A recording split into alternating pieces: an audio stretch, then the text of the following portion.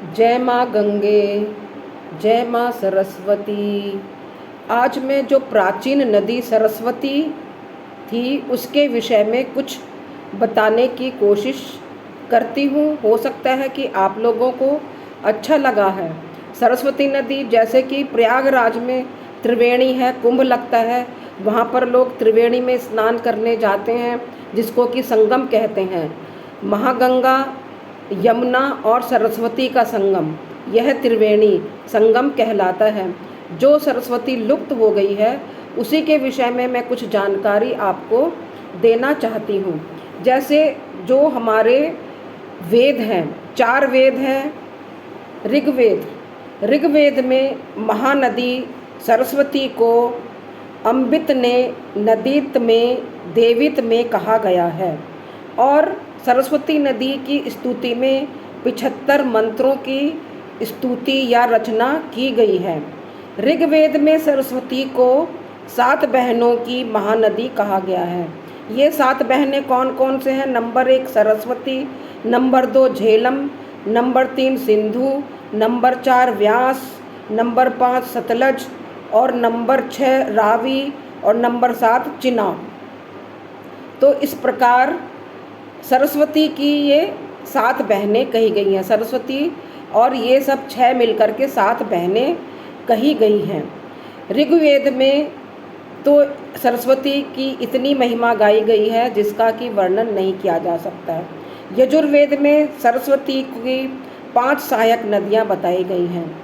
सरस्वती की 5 सहायक नदियाँ यजुर्वेद में बताई गई हैं। जैसे नंबर 1 द्वादशी, शतुद्री, विपाशा, इरावती, चंद्रभागा। इस तरह से ये 5 नदियाँ द्वती, शतुद्री, विपाशा, इरावती, चंद्रभागा, ये 5 सहायक नदियाँ सरस्वती की रही हैं।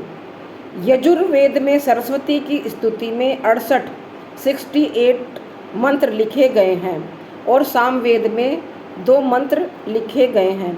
इस तरह से इन चारों वेदों में सरस्वती नदी का विस्तार से वर्णन किया गया है।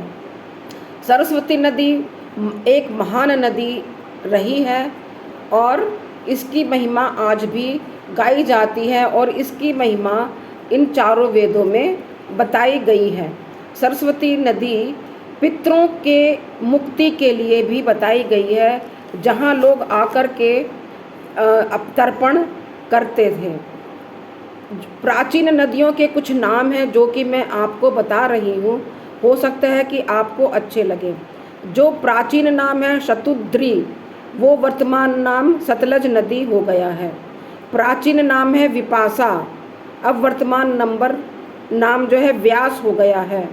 प्राचीन नाम इरावती है, उसको रावी कहा जाता है। प्राचीन नाम चंद्रभागा है जिसको चिनाब कहा गया है। प्राचीन नाम नदी का वितस्ता है जिसे झेलम कहा गया है। प्राचीन नाम सुषोमा है जिसे सोहान कहा गया है।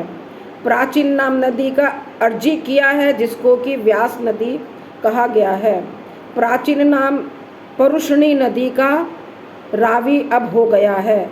असक्नी जो कि प्राचीन नाम है अब चिनाब हो गया है। क्रमु, इस नदी को अब काबुल नदी कहा जाता है। सरदंता जिसे सदा देनी कहा जाता है। आग्नेयी जिसे अरुणा नदी कहा जाता है। इक्षुमती जिसे कि घग्गर कहा जाता है। इस प्रकार नदियों के कुछ प्राचीन नाम हैं जो मैंने आपको बताए हैं और इसका नाम अब वर्तमान में क्या है यह भी मैंने आपको बताए हैं। सरस्वती नदी के विषय में मैं अगले वीडियो में भी बताऊंगी, जिससे कि आपको सरस्वती नदी के विषय में, जो हमारी प्राचीनतम नदी है, महानदी है, पवित्र नदी है और पितरों को मोक्ष देने वाली नदी कहा गया है, यह सरस्वती नदी के विषय में मैं और भी आपको जानकारियाँ देने का प्रयत्न करूँगी। धन्यवाद। यदि आपको यह वीडियो अच्छा लगा हो तो कृपया करके इस चैनल को सब्सक्राइब कर लें, लाइक कर लें और शेयर कर लें।